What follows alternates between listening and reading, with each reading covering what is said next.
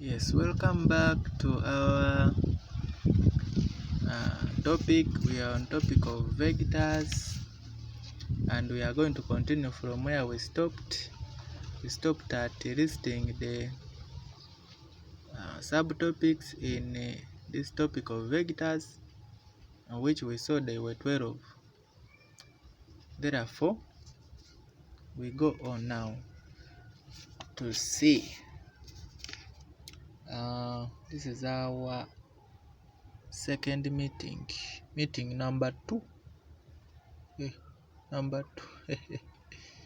This is the 2. Number 2. So, what is a vector? A vector, the definition will be like this.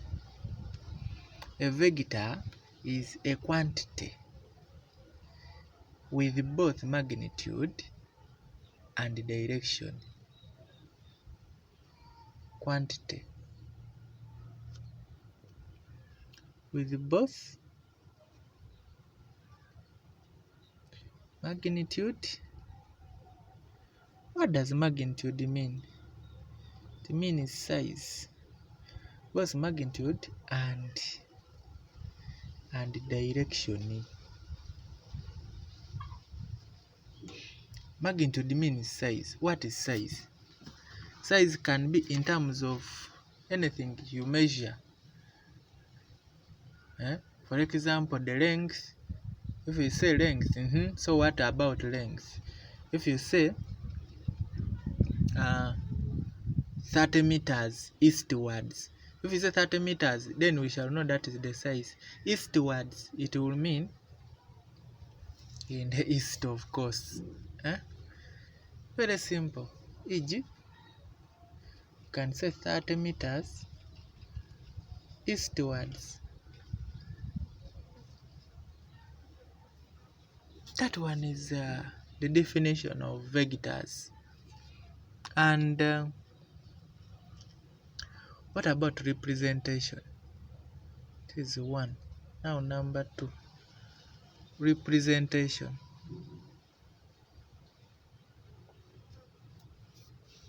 For representation of vector, we can use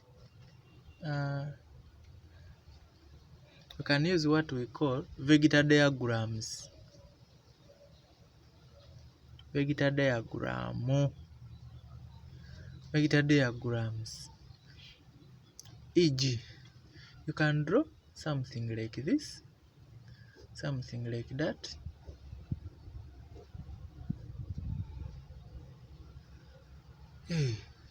Then you label. Maybe this is A, B, C, D, E, F. So all these lines have a length which we have not shown now.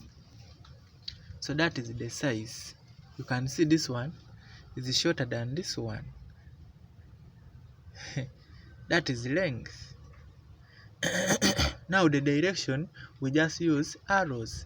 You can say this one is pointing there, and this one is pointing here, and this one is pointing this way, and this one anywhere you want. There, this one is pointing this side, this one is pointing that way.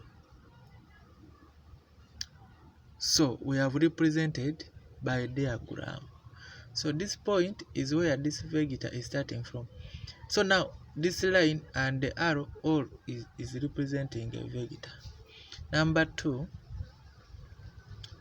a line of known length with the direction.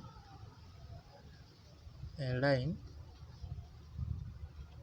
of known length with the direction. You can draw your line there like that, and you say it is from A up to B. That means you know its length. Then the direction, you either put arrow going there or arrow coming this way. So when I put A to B, That is the direction. We can also represent number 3. We can represent using column matrix or column vectors. You remember those things of row by column in O-level. So these vectors can be represented. We have 3 dimension. 3 dimension is the one which has x, y, z. Then we have 2 dimension. This one is one for x, y only. So you can say a vector v. When you are writing vector, you put a tilde symbol like that. Vector v is equal to, and you say a, b, c. This one is a 3D. This one represents x, this one represents y, and this one represents z. Then we can also say vector u with a tilde symbol is equal to x, y. This one is a 2 dimension because it's having only x and y. That is it. And they are in column form. This is 1 column, and these are 3 rows. 1 column, 2 rows. So 2 rows, 2 dimension. 3 rows, 3 dimension. We can also represent vectors in Cartesian form. Cartesian form, it only means Cartesian means the axis x, y. It can mean the axis. According to the dimension, you can have axis y axis, x axis, and z axis. If it is only 2 dimension, the Cartesian plane will have only x and y axis. So here we can draw like this, and then like that.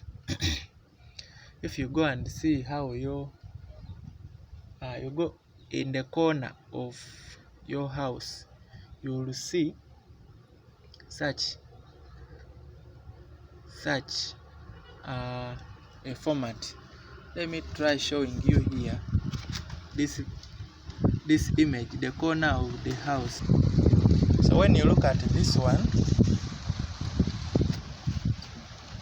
here can be x, that one might be z, and this one y axis.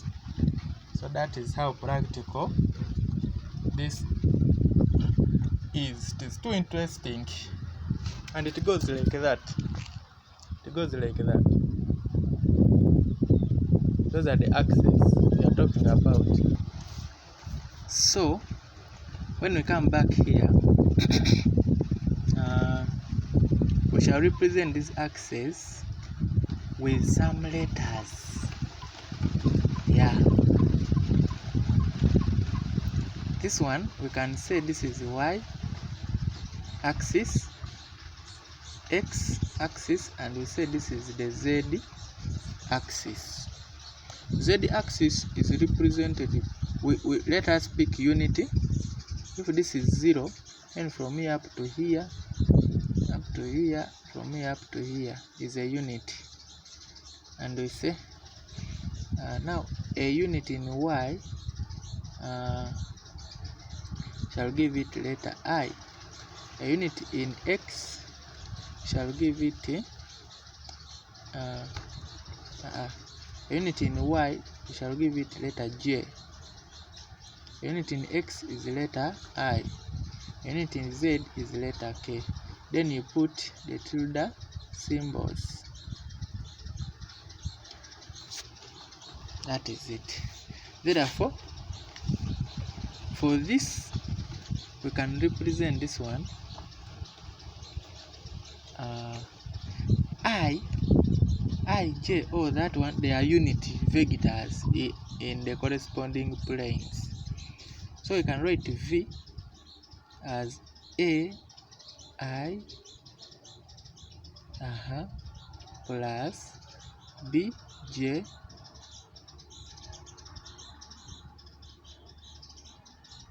plus c k. Then u can be a in I plus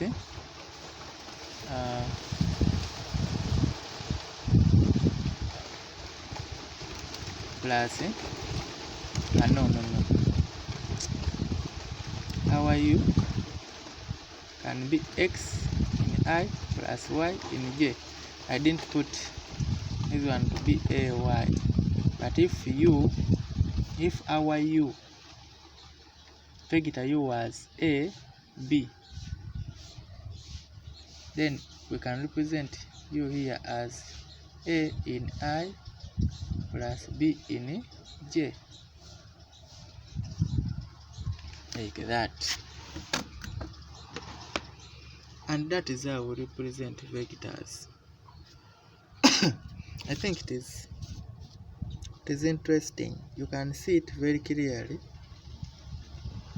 Cartesian form is just on the plane x, y, z plane, like that. So all of these planes have negative. They can go, you can have this one negative, this one going in its negative, and this one like that, as I shown you the other corner of the house, the vertex.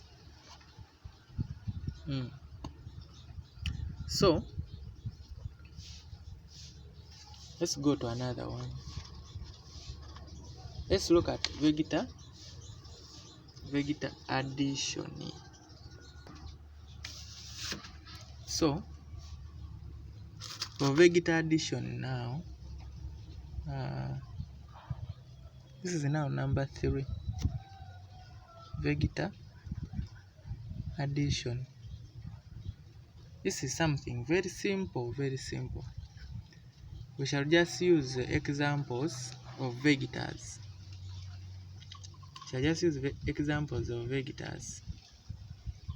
So if I say I have vector A, since we know how to represent is 3i plus 4j, then vector B is equal to negative 2i minus 6j. You know j is y-axis, I is x, and c is 5 in I and negative 3 in j. Then I'll tell you to find, can say Roman numeral 1 can find vector A plus vector B. So vector A plus vector B, to be very simple, you write in column form. Say let A plus B is equal to, or be the same as any letter, maybe 2. Then you say 2 equals, your A is 3 and 4, plus your B is 2 and negative 6, and you add the corresponding what entries. This is 5 and this minus 2.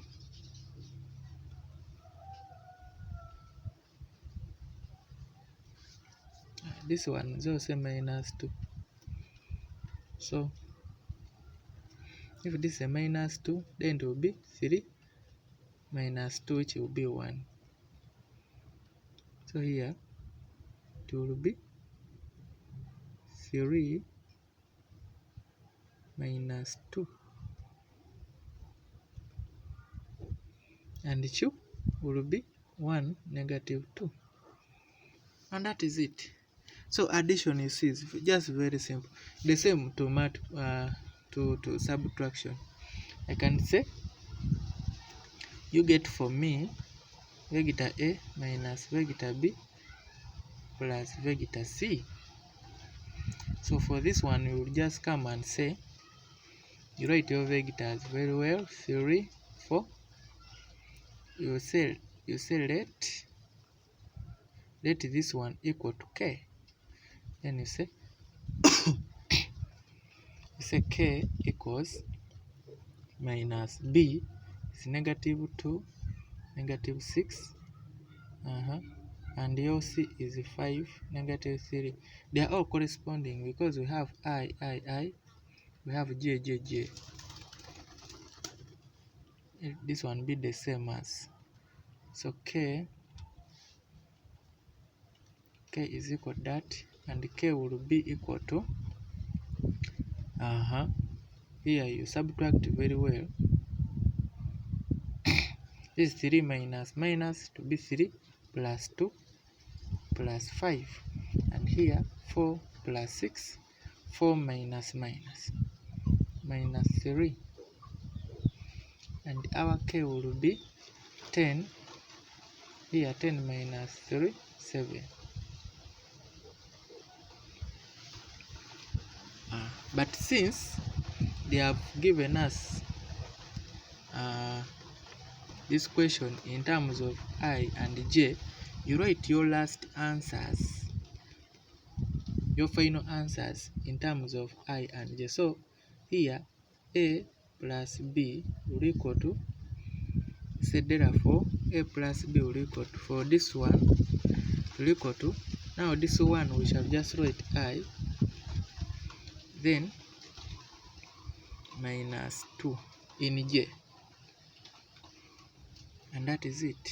And here A minus B plus C will equal to 10 in I, then the other one is plus 7 in J. So that's how everything will be. Then I can also ask you to find so addition and multiplication and subtraction, they are all the same. You can the easiest way to change into column format, you represent the vector in column matrix form, and then you write the answers.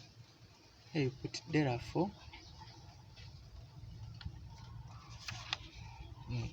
Now Roman numeral 3, I can tell you to find A minus B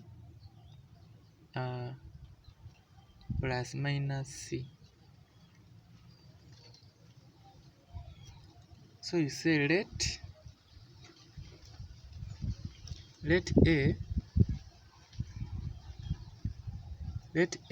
minus B plus minus C equal to M, and say M, this one be the same as M, and so our M will equal to A.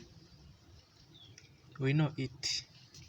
This A they are given here, 3, 4, those one. You change them to be 3, 4, minus B. B is negative 2, negative 6. This one is a minus. This one just turns into a minus. Minus C.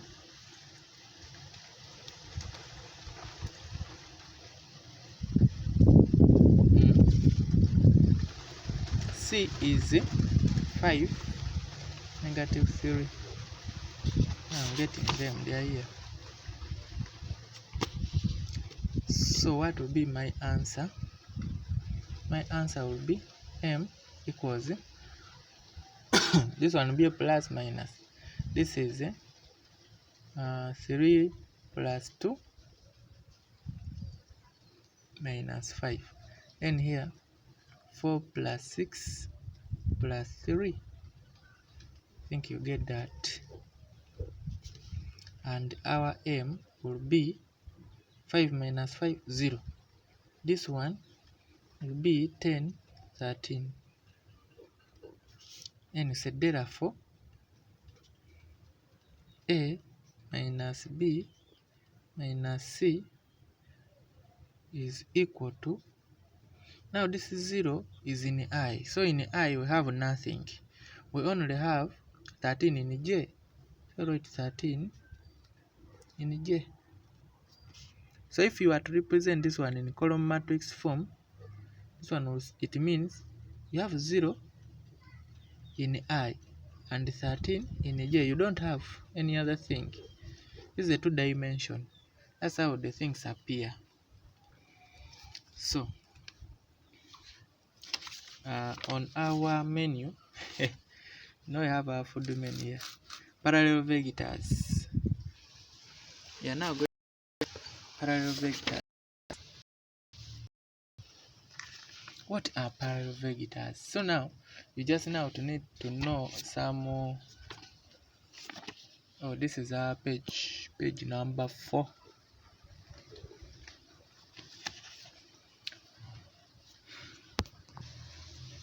I think you are getting something. So we are going to our page number 5, and we have on our menu parallel vectors number 4. So number 4 is parallel out of the 12 parallel vectors. Parallel vectors. For this one, it is the condition which should be fulfilled. For vectors to be parallel, then one should be a scalar product of the other.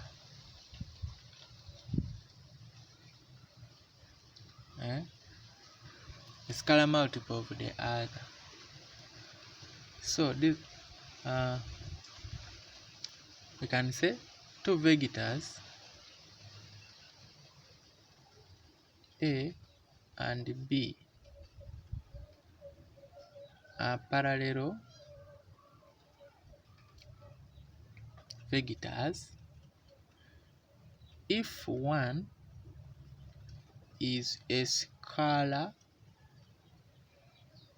multiple of the other. Yeah. For example, say e.g. a vector A is lambda vector B, or say B is constant vector A. It means one vector is bigger than the other, but in the same with a constant ratio. Yeah. Example, the other one can be 6, can be 6, 2, and the other one can be 3, 1. Whereby if we multiply the other one of 3, 1, if vector A is 6, 2, and vector B is 3, 1, then this implies that these vectors are parallel. Why? Because if you get vector B multiplied by 2, you get 6 and 2. So A is equal to 2 into 3, 1. This 2 is this lambda. And that is it. That's how simple that one is. Then our vector is done. Magnitude of a vector. You need to know magnitude of a vector. Yeah. Magnitude of a vector. Magnitude means size. How do you get the size? So if you have your vector, shall take an example. If vector V is having x in I plus y in j, then the magnitude is represented by these symbols. So what does it mean? To get this magnitude, you get this one in, you just square and take a square root. It's just the square root of x squared plus y squared. Simple as that. If vector V is x in I plus y in j plus z in k, it means to get the magnitude is represented by this symbol, which is the same as modulus, to be equal to square root of x squared plus y squared plus z squared. Yeah. And straight away we can go and look at example. If you have vector A is equal to 3, -2, -4. This one is called matrix form. Find the magnitude. Magnitude of A will be square root of 3 squared plus -2 squared plus -4 squared. And the answer you will get 5.385 units. 5.385 units. And that is it. That is the meaning of magnitude of a vector. Yeah. So that is how things are interesting. You have to now go and look for questions. Let's continue to number 6.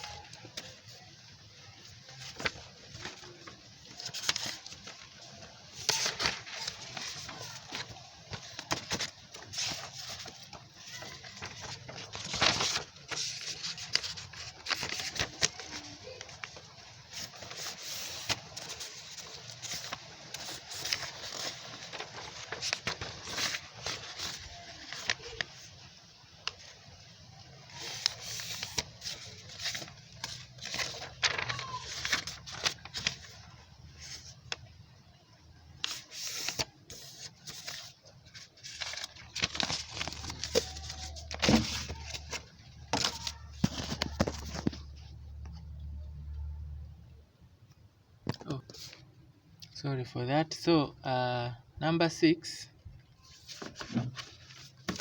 on our menu, it was what? Direction of a vector. This is page 6. Direction of a vector. Direction of a vector, what does it mean? It means the angle that vector makes with the horizontal.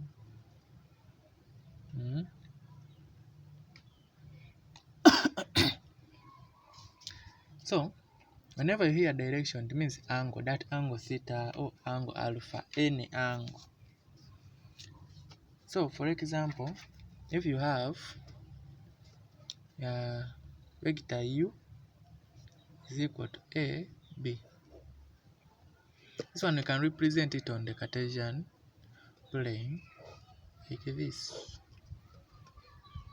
and we shall say this is our y-axis, x-axis. So in x I have A, and in y I have B.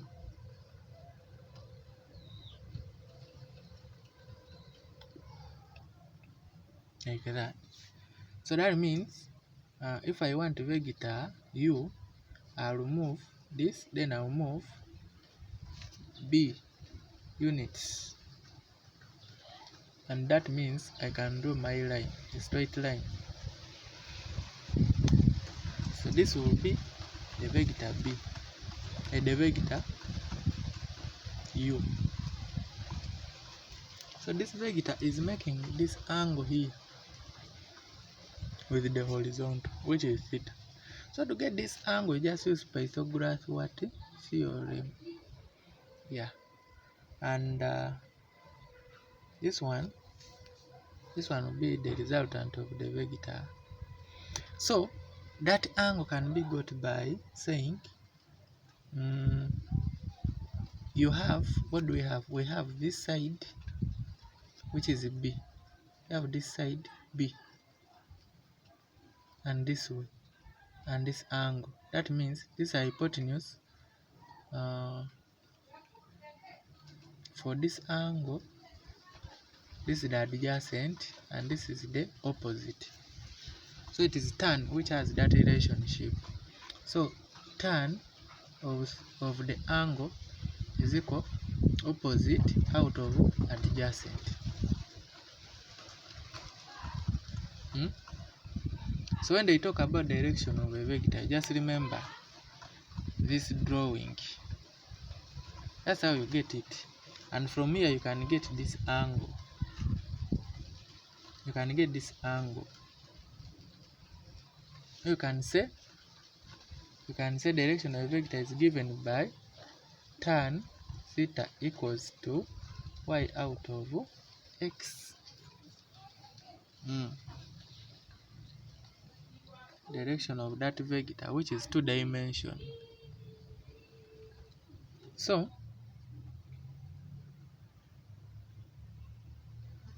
that is how you get direction of a vector. Now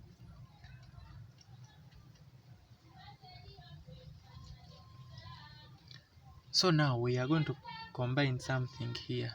We shall have a question which says find the magnitude of the resultant. Magnitude of the resultant and direction of, you have vector A. This is a question. You note the question. The question says, let me first list this. This is A is 2 in I plus 5 in J. Then you have and B, which is negative 7 in I plus 7 in J. Now my question is, find the magnitude of the resultant and direction of that resultant. So that means the magnitude of the resultant, I will say my resultant will just be equal to, I will just add A plus B. I will add the resultant is R is equal to vector A, which is 2, 5, plus vector B, which is negative 7 and 7. These are all the same, I, J, J. So this and that one, you will get negative 5. This and that, you will get 12. And so this is the resultant of these two vectors. Then the magnitude of the resultant is, which we said you get the square root of the resultant, which is negative 5. You square that plus 12 squared, and you will get square root of 169, which will be 13 units magnitude of the resultant. Yeah, that is it. So what about the direction? The direction will be tan of this one all over the other. So this will be very simple. The direction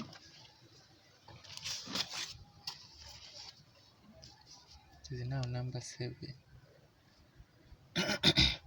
The direction, it means we have -5 and 12. -5 in I.